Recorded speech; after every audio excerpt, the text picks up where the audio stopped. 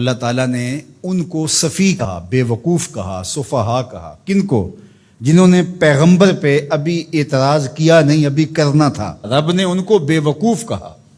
سَيَقُولُ السُّفَهَاءُ مِنَ النَّاسِ، یہ نہیں کہا سَيَقُولُ النَّاسُ مِنَ النَّاسِ، لوگوں میں سے کچھ لوگ کہیں گے، نہیں، لوگوں میں سے کچھ بے وقوف کہیں گے جو حضور پر اعتراض کی زبان کھولتے ہیں. اللہ ان لوگوں کو لوگ کہنا بھی گوارا نہیں کرتا، وہ اس قابل بھی نہیں ہے کہ ان کو لوگ کہا جائے. اس لیے کہا سَيَقُولُ السُّفَهَاءُ، جو رسول رحمت پہ اعتراض کی زبان کھولنے والے ہیں وہ عقل مند ہو کیسے سکتے ہیں؟ اگر علم کا نور ان کے سینے میں ہوتا تو یہ حضور پر تو 100 جان سے قربان ہو جاتے، اور یہ اعتراض کی زبان کھولے بیٹھے ہیں.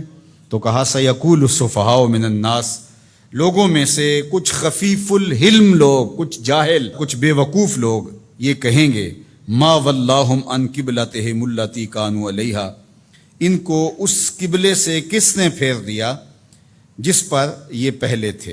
اب یہ اسلام کی تکذیب کرنے کے لیے، اسلام کو جھٹلانے کے لیے، قرآن کی تکذیب کرنے کے لیے، صاحب قرآن کی تکذیب کرنے کے لیے کوئی موقع ہاتھ سے نہیں جانے دیتے تھے. تو یہ موقع تھا نا، اس موقع سے فائدہ حاصل کرتے. قرآن نے کہا تھا بے وقوف یہ کہیں گے تو یہ نہ کہتے.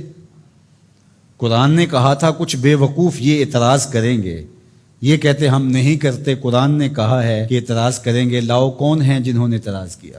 لیکن وہ بے وقوف کاہے کا جو عقل کی بات کر جائے. تو اس لیے اللہ تعالیٰ نے کہا کہ لوگوں میں سے کچھ بے وقوف کہیں گے ما وَلَّاهُمْ عَنْ قِبْلَتِهِمُ الَّتِي كَانُوا عَلَيْهَا، ان کو اس قبلے سے کس نے پھیرا جس پر وہ تھے. ما وَلَّاهُ، وہ چیز کیا تھی؟ یہ ایک سطحی اعتراض ہے. قبلہ کیا ہے؟ قبلہ جائے توجہ کو کہتے ہیں، ایک جہت ہے جس کو متعین کر لیا جاتا ہے. سجدہ قبلے کو نہیں ہے، سجدہ کعبے کو یا بیت المقدس کو نہیں ہے، سجدہ تو رب کو ہے.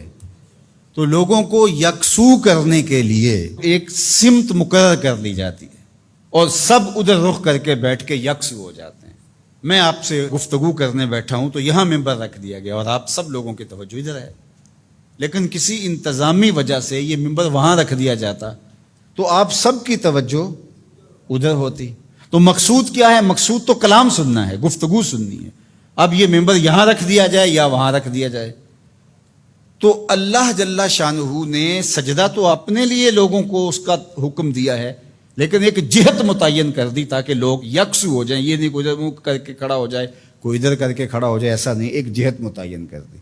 تو جو سمجھدار ہے وہ تو اس پر اعتراض نہیں کر سکتا کہ ادھر منہ کیوں کیا اور ادھر کیوں کیا. وہ کون کرے گا؟ جو سطحی سوچ کا مالک ہوگا، جو سفی ہوگا، جو بے وقوف ہوگا، وہی اعتراض کرے گا. تو انہوں نے کہا کہ ان کو قبلے سے کس نے پھیر دیا؟ کل، اے محبوب فرما دیجئے، للہ المشرق والمغرب، مشرق بھی اللہ کا ہے، مغرب بھی اللہ کا ہے. یہدی من یشاء الی صراط مستقیم، وہ جس کو چاہے سیدھی راہ کی طرف ہدایت عطا کر دے. مشرق اور مغرب کا کیا تعلق ہے؟ یہ تو اللہ کے ہیں، مشرق بھی اس کا، مغرب بھی اس کا، پورب پچھم اسی کے ہیں، یہ شرق و غرب اسی کے ہیں. جہاں وہ کہے گا ہمارا سر وہاں جھک جائے گا. وما جعلنا القبلة التي كنت عليها الا لنعلم من يتبع الرسول ممن ينقلب على عقبيه، اور ہم نے قبلے کے معاملے کو جس پر آپ تھے یعنی مسجد اقصی، الا لنعلم، تاکہ ہم آزمائیں، من يتبع الرسول ممن ينقلب على عقبيه، ہم دیکھنا چاہتے تھے کہ رسول کی اتباع کون کرتا ہے، یہ ہم دیکھنا چاہتے تھے. اللہ کو تو پتہ تھا بالآخر یہ قبلہ بنا ہے. تو جب حضور مکے سے ہجرت فرما کے مدینہ تشریف لائے تو اللہ اپنے محبوب سے کہہ دیتا کہ محبوب رخ ادھر کر لو، یہ یہودی اعتراض کریں گے، تو اللہ کے محبوب رخ ادھر کر لیتے. یہ تحویل قبلہ کا واقعہ ہی روپ پذیر نہ ہوتا. اللہ تعالیٰ فرماتا ہے یہ ہم نے اس لیے کیا کہ ذرا ادھر منہ کر کے کچھ عرصہ نماز پڑھ لیں، پھر دیکھیں رسول کے پیچھے یہ رخ پھیرتے ہیں یا نہیں پھیرتے، یہ قبلے کو مانتے ہیں یا رسول اللہ کو مانتے ہیں. یہ ہم دیکھنا چاہتے تھے، یہ ہم پرکھنا چاہتے تھے، یہ ہم آزمائش کرنا چاہتے تھے تمہاری. اللہ اکبر. اب دیکھو دوہری آزمائش تھی صحابہ کی، بالخصوص جو مہاجرین تھے. وہاں سے ہجرت کر کے مدینہ المنورہ آئے تو وہاں کعبۃ اللہ سامنے ہوتا تھا نماز پڑھتے ہوئے. اب جہاں سے بندہ آیا ہو اس وطن معلوف کے ساتھ ایک الفت کا رشتہ ہوتا ہے، اس لیے اسے وطن معلوف کہتے ہیں. اب ان کا دل تو کرتا ہوگا ادھر رخ کریں، لیکن 16-17 ماہ ان کا امتحان لیا گیا ادھر پیٹھ کرو جدھر تمہارا جی چاہ رہا ہے. کیونکہ رسول کا رخ ادھر ہے، تمہارا رخ ادھر ہونا چاہیے۔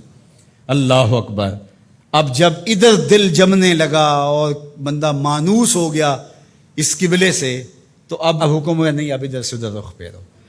پہلے ادھر منہ کرنا امتحان تھا، اب ادھر منہ پھیر کے رخ کرنا جو تھا وہ امتحان تھا۔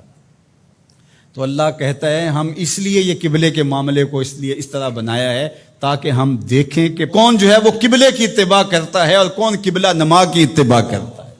ہم یہی دیکھنا چاہتے ہیں۔ یہ بہت بھاری کام تھا، لیکن جن کو اللہ نے ہدایت دی ان کے لیے مشکل نہیں ہے۔ قبلے سے پھر جانا، قبلے سے رخ پھیر کے دوسری جانب کر لینا، یہ کوئی اتنا آسان کام ہے؟ اللہ کہتا ہے یہ بھاری کام تھا، وزنی کام تھا، لیکن جس کو اللہ ہدایت دے اس کے لیے مشکل نہیں ہے۔ اور آپ تاریخ پڑھیں، کسی ایک نے بھی یہ نہیں کہا کہ یہ کیا ہوا، حضور کے سارے غلاموں نے رخ پھیر لیا۔